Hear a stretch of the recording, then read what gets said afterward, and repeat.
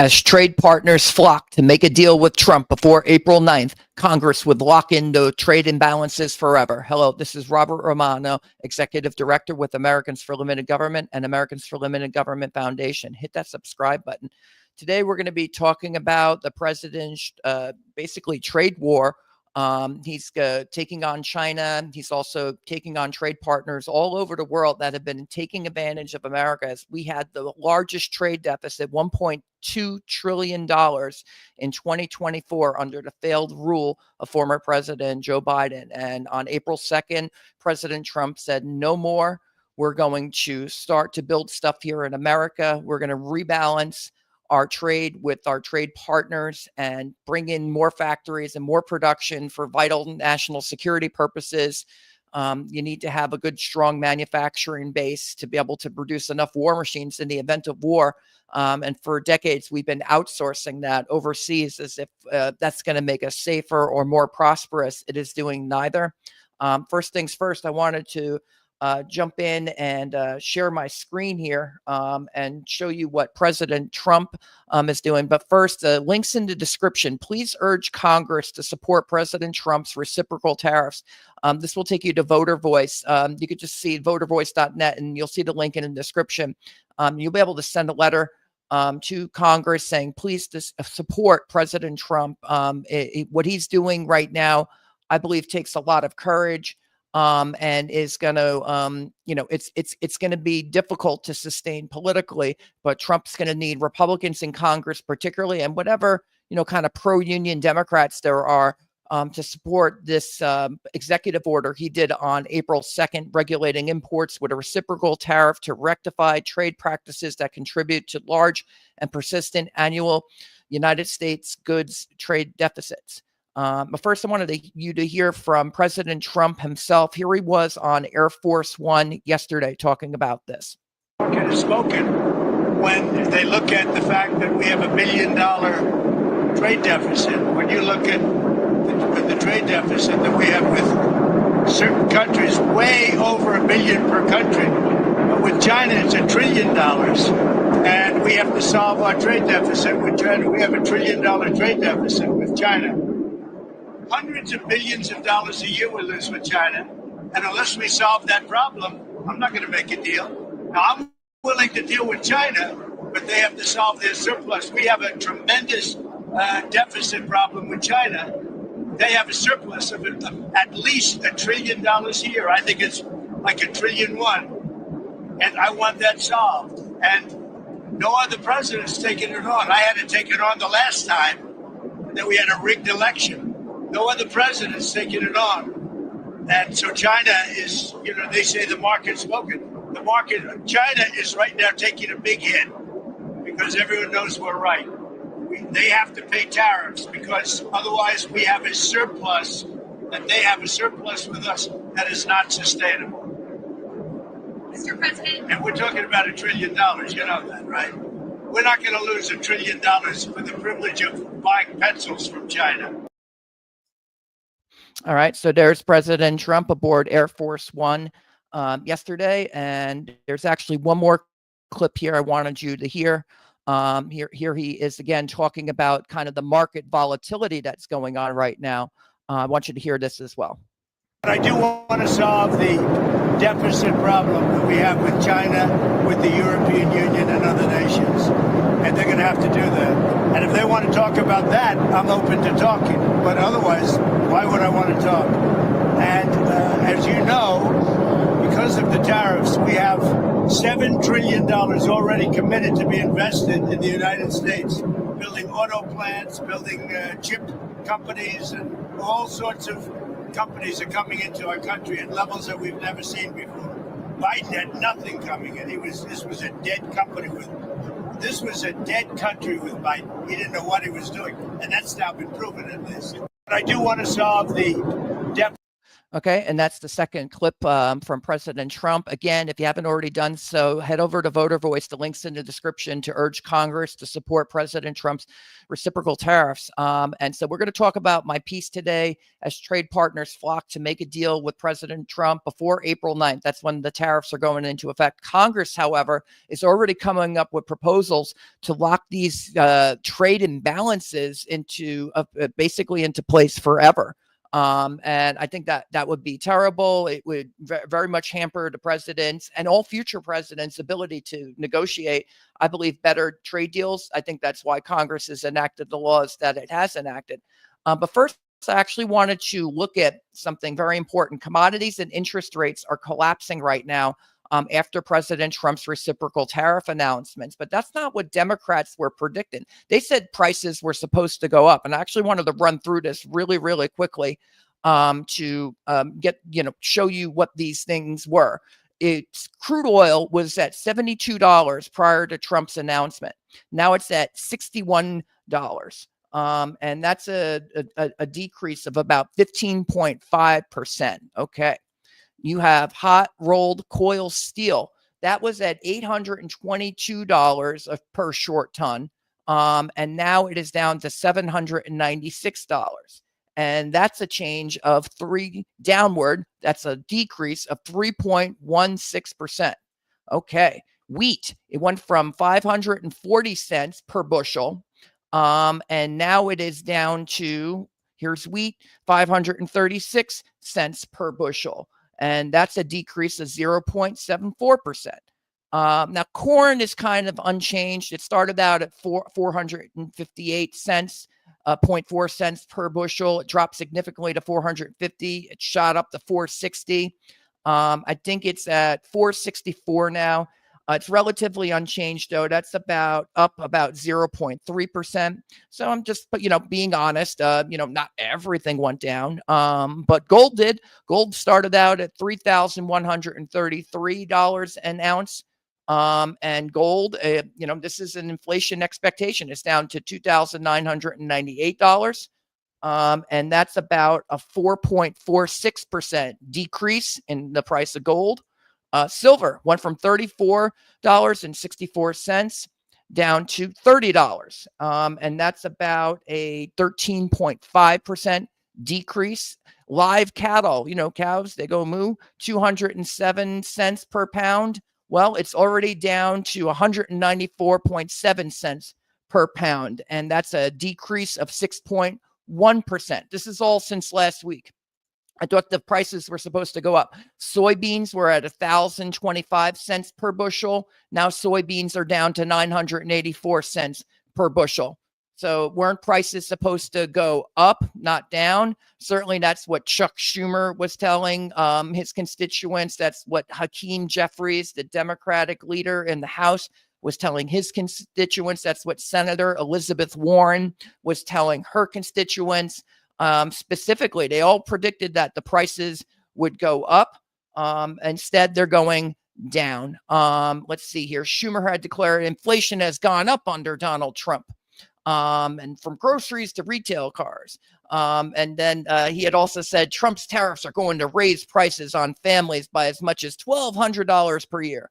On February 1st, Hakeem Jeffries said the tariffs, quote, imposed by the administration and strongly supported by House Republicans will not lower the high cost of living for everyday Americans. Instead, they will do the exact opposite and make life more expensive. And then on March 3rd, Elizabeth Warren, she similarly projected price hikes, saying President Trump promised on day one to lower costs, but instead working families now have to worry about giant corporations using his haphazard tariff announcements as an excuse to raise prices, and the Trump administration has no plan to stop it, except oil is down, steel is down, wheat is down, gold is down, silver is down, live cattle is down, and soybeans are down. So food and energy are going down. And so those prices are headed in the right direction, particularly when you consider the price of crude oil and other energy products going to the cost of doing business in the United States. So now we'll go back to my piece here because we're establishing what? That the tariffs are not doing what the experts are projecting. They said, oh, this is going to cause inflation, but it actually seems to be helping but take some capital out of capital markets, which is driving prices down counterintuitively if you just listen to the media. But President Trump now says that his phone is ringing off the hook with trade partners anxious to make reciprocal trade deals after the president raised tariffs across the board among trade partners on April 2nd and before April 9th when the tariffs are due to take effect. So we're looking at an April 4th Truth Social post by President Trump where he said he had quote, a very productive call with To Lam, General Secretary of the Communist Party of Vietnam, who told me that Vietnam wants to cut their tariff rates down to zero if they are able to make an agreement with the United States. I thanked him on behalf of our country and said I look forward to a meeting in the near future. So this is 2 days after Trump does the tariff announcement. He says Vietnam is coming to the table. They want to make a deal. They want to go down to zero tariffs. And so I'd say that's awesome. But Peter Navarro says, wait just 1 second. It's not enough. It's the non-tariff cheating that matters. Specifically says, let's take Vietnam. When they come to us and say, we'll go zero tariffs, that means nothing to us because it's the non-tariff cheating that matters. And Peter Navarro is a top trade advisor to President Trump. And so we're going to take his opinion very seriously. And we're going to examine what he spoke of here. What about these non-tariff barriers? What are those? Well, they include things like subsidies, import bans, but perhaps most critically, competitive currency devaluations, wherein trade partners devalue their own currencies in order to make the dollar stronger and cheapen the price of exports to the United States. So we're going to look at the Vietnamese dong here. And you look at it over a long period of time. Here it is in 2011, 2010, 2011 was at 0.00005 to the dollar. So now it's at 0.000039 to the dollar. That's today. And so you have a massive devaluation. How much of a devaluation? A 22% decrease in the value of the Vietnamese dong. And so what happened as a result of that over the same exact period of time? Well, if you look at the trade and good deficit with Vietnam, right now it's $123 billion every single year. But in 2011, it was $13 billion. So we had a 22% decrease in the value of the dong to the dollar, but you saw a massive 846% increase in the trade deficit to Vietnam. See who's getting a better deal there. I think Vietnam got a better deal. So let's go on down the line here. Obviously, it's not just Vietnam that's doing this. The South Korean won has also similarly depreciated against the US dollar. Here's the South Korean won, and it went from about 0.95 0.00095 in 2011 all the way down to 0.00068. So how much of a depreciation is that? That is a 28.4% drop in the value of the South Korean won.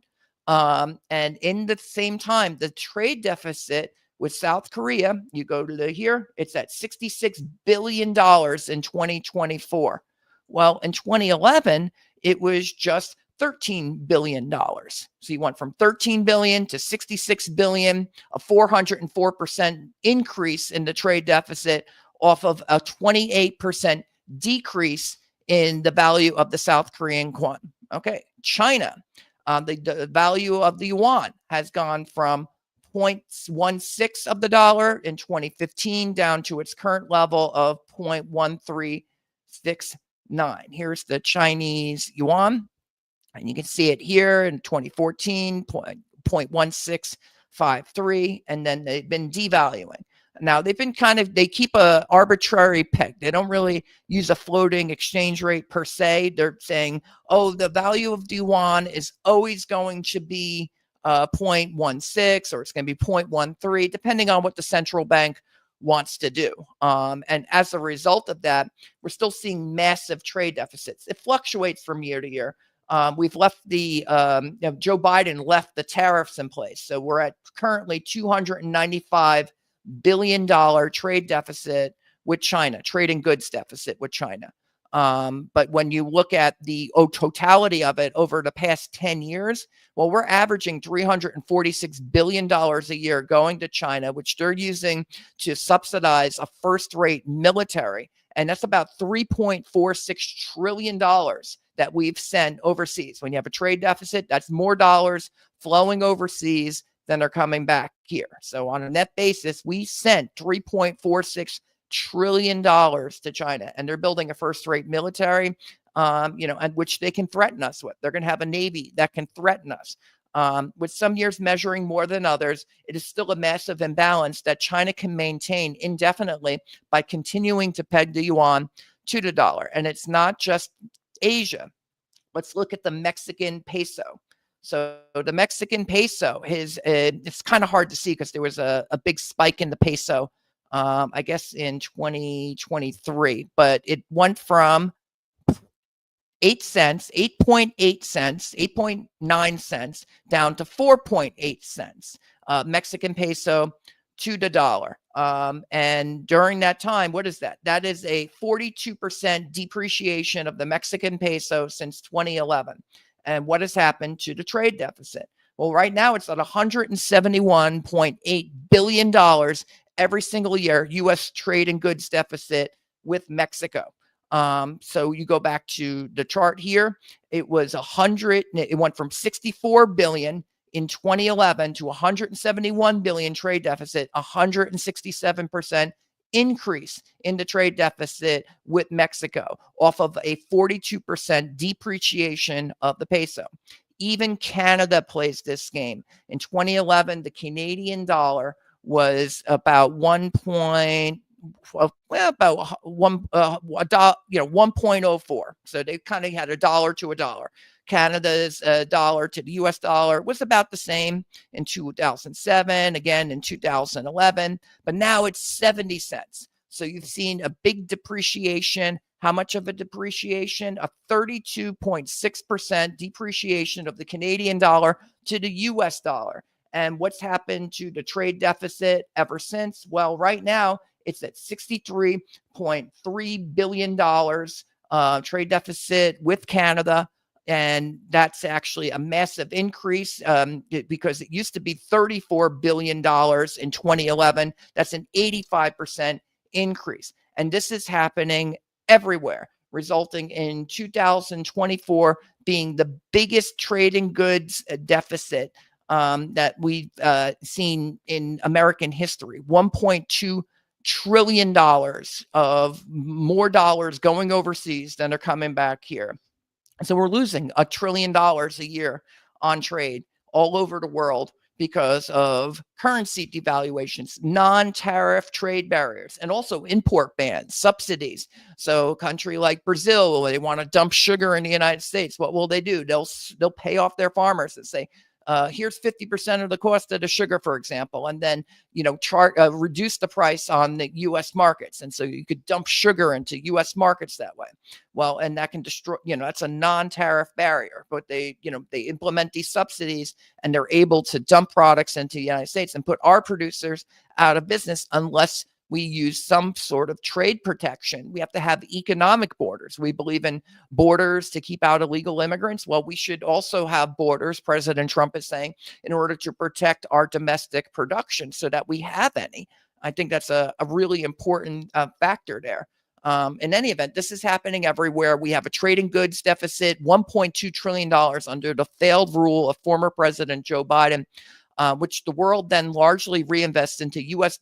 dollar-denominated bonds, including treasuries, further strengthening the dollar and continuing the global subsidies into perpetuity. So you get $1 trillion going overseas. They say, we'll buy treasuries with that. And that makes their currencies even cheaper versus the US dollar. When you buy dollar-denominated assets, the value of the dollar goes up.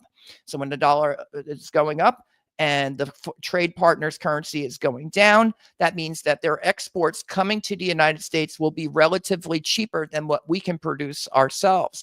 and they're able to continue hollowing out America. And this has been going on for decades, and has led to the financialization of the economy. Instead, we let China into the World Trade Organization in 2000 and 2001, gave them permanent normal trade relations under Bill Clinton. Well, in that decade that followed, instead of producing stuff, we lost manufacturing market share, and we said, oh, we'll just push people into buying homes. We had more mortgages than ever, millions of more people going into mortgages, and we had a big paper economy bubble that ended up crashing in 2008. So if we hadn't simply just offshored our manufacturing and not done the financialization of our economy, we might not have a lot of the problems that I think that we see today. This further erodes U.S. manufacturing capacity, posing an obvious national security danger. If a world war comes down to who can produce and deploy the most war machines, does anyone like our chances at the moment? Supporting domestic manufacturing is vital just to have the real capacity to wage war. All the while, presidents largely sat on the sidelines and ignored laws that Congress had enacted to prevent such imbalances. But nothing lasts forever. On April 2nd, President Trump said no more. And now suddenly trade partners are knocking on the door, and they want to talk in the hopes of getting a better deal with Trump. The real question, though, is whether they want to give the United States a better deal than they have in the past. Time will tell. Trump's going to be a tough negotiator here. Except now certain members of Congress want to take away the president's ability to increase and decrease tariffs, locking in the current trade imbalances forever. Here's Rand Paul introduces bill to shield Americans from the high costs of tariffs. Again, we've gone over the costs of Rand Paul and Mike Lee and Chuck Schumer, and Republicans and Democrats are predicting inflation coming from the tariffs, except prices of commodities, which factor into producer prices, are going down, not up. But he introduces legislation that would prevent the president from being able to set tariff rates. This has largely been standard practice since the 1930s, when Congress implemented laws to basically make it so that President Franklin Roosevelt at the time could lower tariff rates reciprocally with other countries. Back in the 30s, there was a trade war going on. There were also competitive devaluations.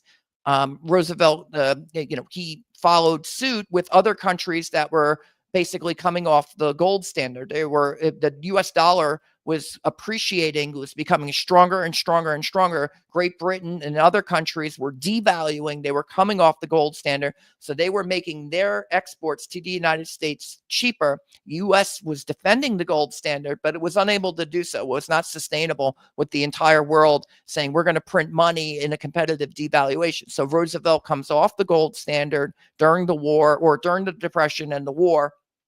And he's also going to do reciprocal tariff reductions, and unemployment goes down. It had gone from like 10% to 25% before Roosevelt got in, and then it went from 25% down to about 15% as they started coming off, basically letting the dollar weaken a little bit compared to the other trade partners. So you don't want to see competitive devaluations where the United States is simply not responding. That's how the Great Depression happened. In any event, Rand Paul wants to say you can't even negotiate with foreign countries on tariffs.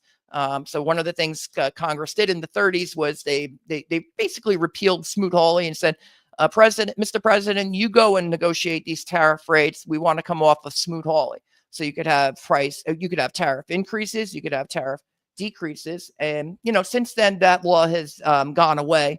And the presidents tend to depend on Section 248 of U.S. Code Title IX, consequential changes in tariff schedules of the United States. This is what President Trump cites in his tariff executive order, 19 U.S.C. 2483. And what it states is the president shall, from time to time, as appropriate, embody the harmonized tariff schedule of the United States, the substance of the relevant provisions of this chapter, and of other acts affecting import treatment and actions thereunder, including removal, modification, continuance, or imposition of any rate of duty or other import restriction. So presidents largely since the Great Depression for 90 years now have been setting tariff rates more or less. You have some trade deals that have happened over time. So Congress does have a role there. But in terms of like incrementing them when other countries are going to do something, then we respond to it. That's been the president. Congress delegated this authority.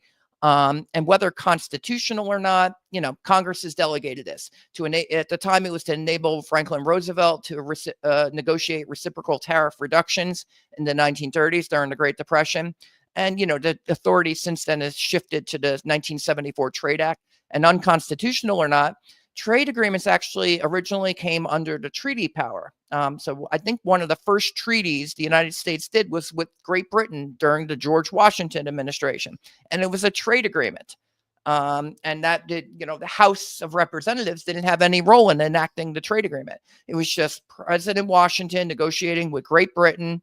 And then the Senate came back and they ratified the treaty.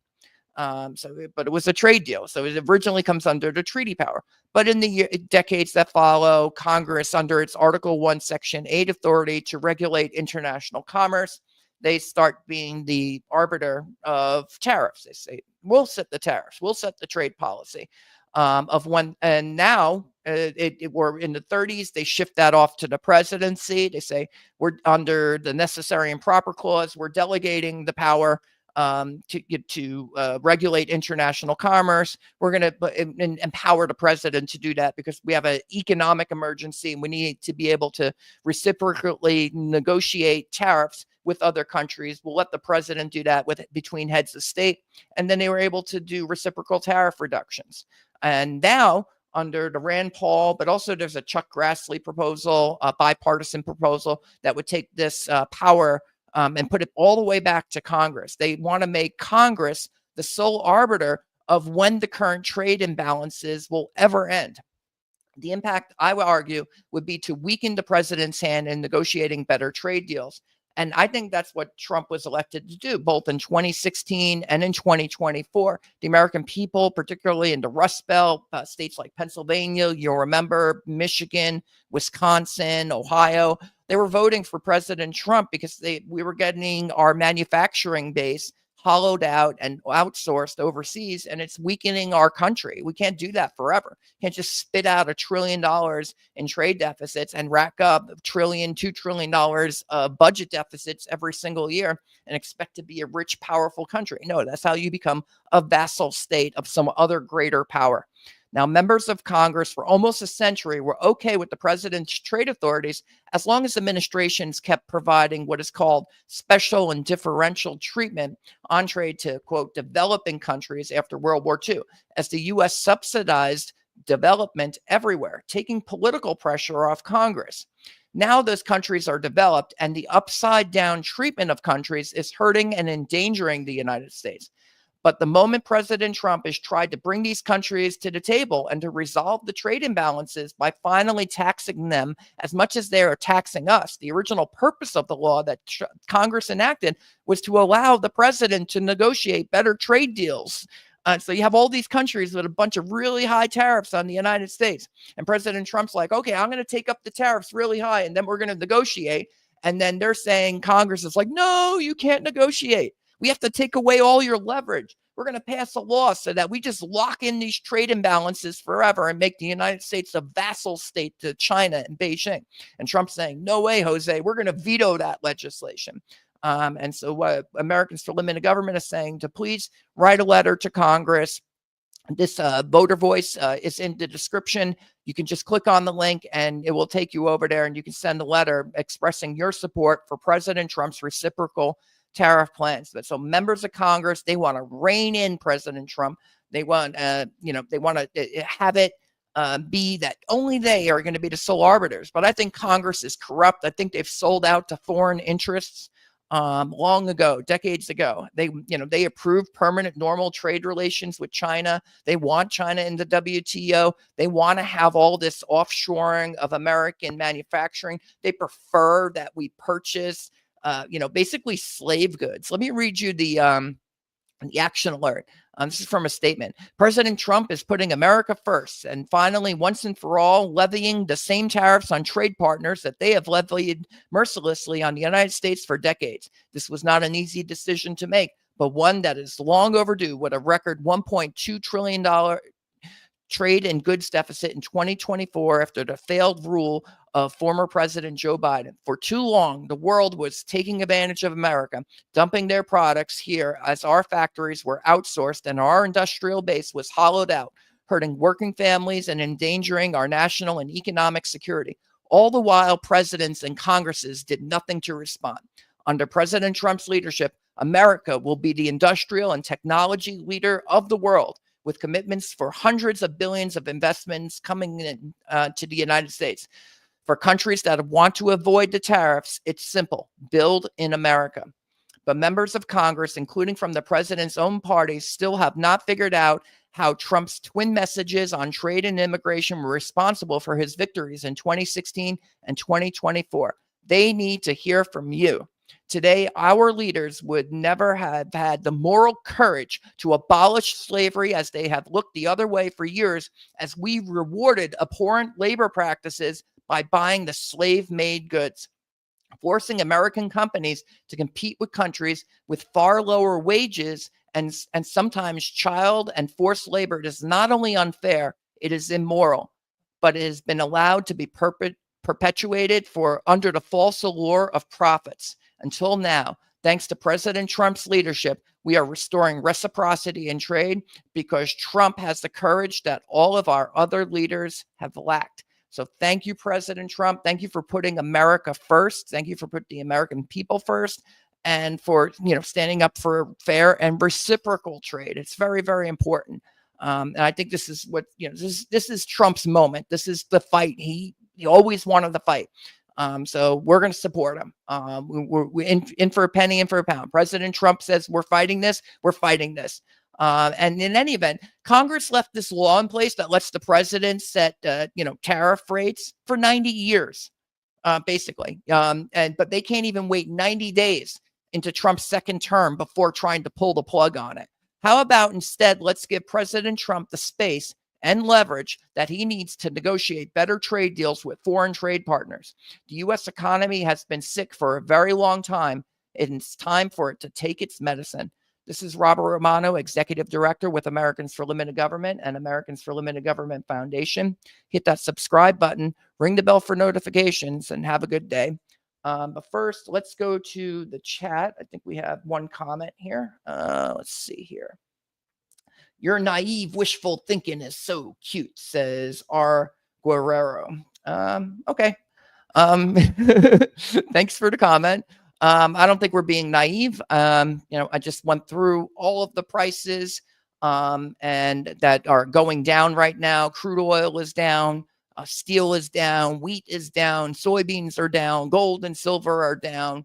You're going to see inflation going down, despite the fact that Democrats and some Republicans have been saying that the Trump tariffs are going to cause inflation. What's actually happening is you're seeing investment come out of capital markets and equities for stocks. You probably pay attention to stock markets, like, oh, the stock market's going down. Well, that's not all that's going down. Commodities markets are going down too. And commodities factor very heavily into producer price indexes, which go into the consumer price indexes.